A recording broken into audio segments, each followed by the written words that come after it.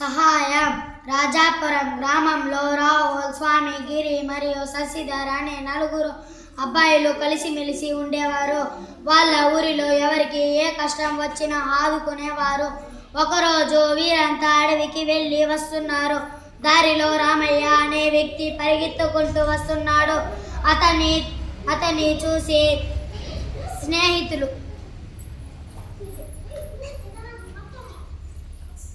అమాయకత్వం. ఒక ఊరిలో సిద్ధయ్య అనే వ్యక్తి ఉండేవాడు. అతను చాలా అమాయకుడు. ఒకరోజు అనుకోకుండా అతనికి 10 లక్షల లాటరీ వచ్చింది. అతడికి లాటరీ వచ్చిన విషయం కొంతమందికి మోసగాళ్లకు తెలిసింది. అతడి వద్ద నుండి ఎలాగైనా డబ్బు కాజేయాలని అనుకున్నారు. ఉడత కోరిక. ఒక అడవిలో ఒక కోతి, ఉడత కలిసిమెలిసి ఉండేవి.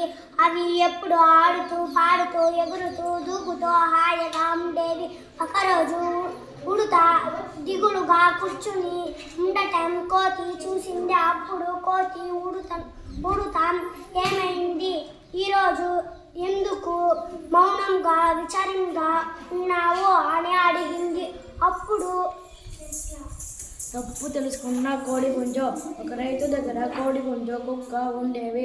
కుక్క ఇంటికి కాపలా కాయడమే కాకుండా కోడి పుంజును ఎప్పుడూ జాగ్రత్తగా చూసుకునేది. ఆ ఊరిలో ఒక దొంగ పిల్లి ఉండేది. ఒకసారి కోడి పుంజు ఒంటరిగా గింజలు తింటూ ఉంటే ఉడత కోరిక. ఒక అడవిలో ఒక కోతి, ఉడత కలిసిమెలిసి ఉండేవి. అవి ఎప్పుడు ఆడుతూ పాడుతూ ఎగురుతూ దూకుతూ హాయిగా ఉండేవి. ఒకరోజు ఉడత దిగులుగా కూర్చొని ఉండటం కోతి చూసింది. అప్పుడు కోతి ఉడత ఏమయ్యింది, ఈరోజు ఎందుకు మౌనంగా విచారంగా ఉన్నావు అని అడిగింది. తప్పు తెలుసుకున్న కోడి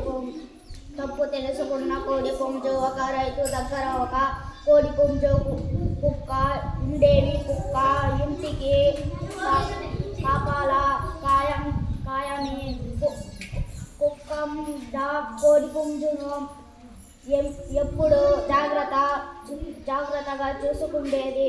ఆ ఊరిలో ఒక దొంగ పిల్లి ఉండేది. ఒకసారి కోడి పుంజు ఒంటరిగా గింజలు తింటూ ఉంటే పిల్లి. ఉడత కోరిక. ఒక అడవిలో ఒక కోతి, ఉడత కలిసిమెలిసి ఉండేవి. అవి ఎప్పుడు ఆడుతూ పాడుతూ ఎగురుతూ దూకుతూ హాయిగా ఉండేవి. ఒకరోజు ఉడత దిగులుగా కూర్చొని ఉండటం కోతి చూసింది.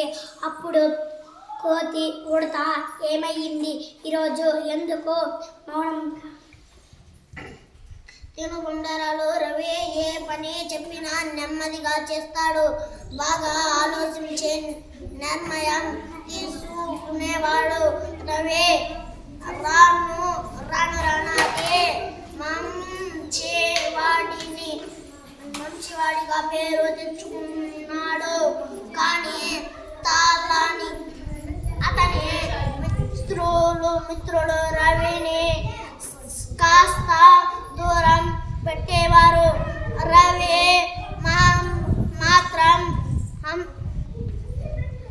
తోటమాలిపై. ఒక రైతు తన పొలంలో కొన్ని మామిడి మొక్కలు నాటాడు. తోటకు కాపలాగా ఒకరిని నియమించాడు. కొంతకాలం తరువాత మొక్కలు పెరిగి పెద్దదై నిండుగా కాసాయి. ఆ తోటకు ఒక కోతి వచ్చింది. పళ్ళను చూడగానే దానికి నోరింది. ఆహా, పళ్ళు ఎంత! రవి ఏ పని చెప్పినా నెమ్మదిగా చేసేవాడు. బాగా ఆలోచించి నిర్ణయం తీసుకునేవాడు. రవి రాను అతి మంచివాడిగా పేరు తెచ్చుకున్నాడు. కానీ అతని మిత్రులు రవిని కాస్త దూరం పెట్టేవారు. రవి మాత్రం అందరితో కలుసుకునేవాడు. ఉడత కోరిక. ఒక అడవిలో ఒక కోతి, ఉడత కలిసిమెలిసిగా ఉండేవి. అవి ఎప్పుడు ఆడుతూ పాడుతూ ఎగురుతూ దూకుతూ స్నేహంగా ఉండేవి. ఒకరోజు ఉడత దిగులుగా కూర్చొని ఉండటం కోతి చూసి అప్పుడు కోతి ఉడత ఏమైంది ఉడత కోరిక ఒక అడవిలో కుందేలు గుంపు సంతోషంగా జీవితం చేసుకుంది. అయితే కుందేలు వైపు ఒక నక్క అదోలా చూసింది. కానీ నక్క మాత్రం ఆ కుందేలును అపాయం తన పెట్టలేదు. కుందేలుకు మాత్రం నక్క చూపులపై తను అనుమానం వచ్చింది. చెవిటి కోతి ఒక అడవిలో కోతులు ఎక్కువగా ఉండేది. అడవిలో కోతికి కోపం ఎక్కువగా ఉండేది. ఒకరోజు కోతి చెట్టు ఎక్కింది. కోపంతో ఊగిపోతూ చెట్ట కొమ్మలని విరబోతూ చెట్టు తన బరిమని